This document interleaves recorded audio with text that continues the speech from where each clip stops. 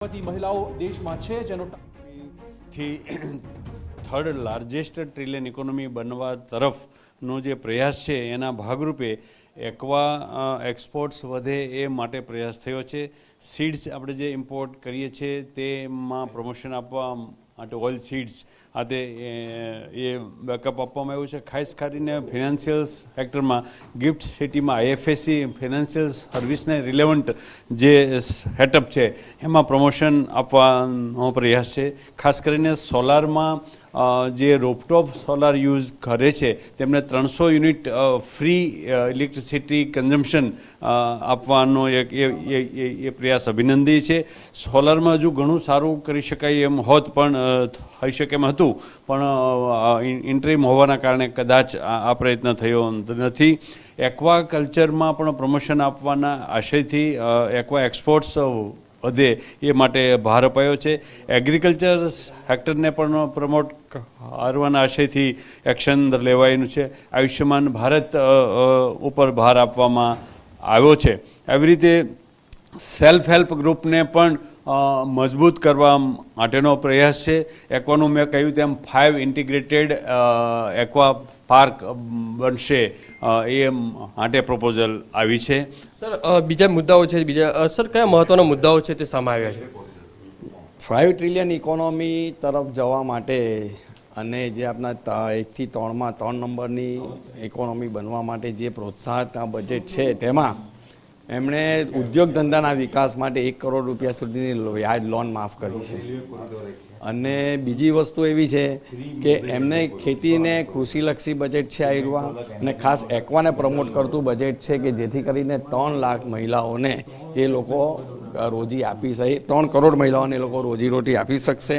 બીજી વસ્તુ એવી છે કે ખાસ મિડલ ક્લાસ માટે આવાસ યોજના આ વખતે ફર્સ્ટ ટાઈમ જાહેર કરવામાં આવી છે કે મિડલ ક્લાસને પ્રોત્સાહન આપવા માટે ને એના માટે આવાસ યોજના જાહેર કરવામાં આવી છે. ચોથી વસ્તુ એવી છે કે એ લોકોએ જીએસટી રિફંડ ટેક્સટાઇલ સેક્ટર હોય કે બીજું કોઈ પણ સેક્ટર હોય જે જીએસટી 93 ડેઝમાં રિફંડ આવતું એના બદલે 10 દિવસમાં લોકો રિફંડ આપશે જેથી કરીને નાણાકીય રાહતો થશે અને પૈસાની છૂટછાટ થશે.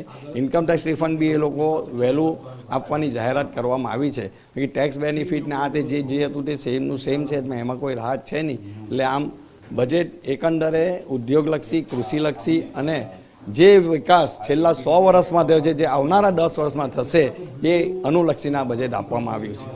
શું કહેશો કઈ રીતે મધ્યમ વર્ગના લોકોને ખાસ કરીને ધ્યાનમાં રાખવામાં આવ્યા છે, બજેટને આવરી લેવામાં આવ્યું છે? આ વખતના બજેટમાં નાણામંત્રીશ્રીએ જે 2047 એટલે કે 2047 વિકસિત ભારતનો જે સંકલ્પ છે તે સંકલ્પને પરિપૂર્ણ કરવા માટે ભારત સરકારની જે કોઈ પણ યોજનાઓ છે તે યોજનાઓને નાના નાના ગામડાઓ સુધી પહોંચાડી ગામડાઓ સુધી ઉદ્યોગોનો વિકાસ થાય તેના માટેનો એક પ્રયાસ કરવામાં આવ્યો છે. અને તેના માટે આ બજેટમાં 2047 વિકસિત ભારતનો સંકલ્પ પરિપૂર્ણ કરવા માટેનું પણ યોજના જાહેર કરવામાં આવી છે. જે રીતે જોઈ શકાય છે એક્સપોર્ટ છે સાહેબ, કયા મહત્વના મુદ્દા છે તે ધ્યાનમાં લેવામાં આવ્યા છે? મહત્વના મુદ્દામાં તો આ એક્વા કલ્ચરનું છે, ઇલેક્ટ્રિક વ્હીકલનું છે, સ્ટાર્ટઅપને જે ટેક્સ એક્ઝેમ્પશન આપ્યું છે હજુ લંબાવ્યું છે અને જે ગિફ્ટ સિટીમાં પણ જે સ્પેશિયલ પ્રોજેક્ટ છે તેને પણ જે ટેક્સ એક્ઝેમ્પશન હતો તેને પણ લંબાવવામાં આવ્યો છે. આ એક major positive. Plus logistic cost ઘટાડવા માટેના પણ જે 3 ઇકોનોમિક કોરિડોર એનાઉન્સ કરવામાં આવ્યા છે that is also very good announcement.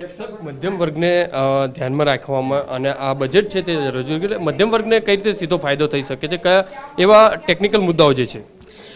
એક તો આ રૂફટોપ સોલારમાં જે 300 યુનિટનું જે બેનિફિટ આપ્યો છે 1 કરોડ હાઉસહોલ્ડ્સવાળાને, પછી પીએમ ગૃહ નિર્માણ યોજના જે આપી છે બરાબર, પછી પેલી દીદી યોજના એક છે જેમાં 3 કરોડ લખપતિ દીદીનો ટાર્ગેટ કરવામાં આવ્યો છે. તો આ બધા મધ્યમ વર્ગીને એડ્રેસ કરવાના એ છે એનાઉન્સમેન્ટ છે.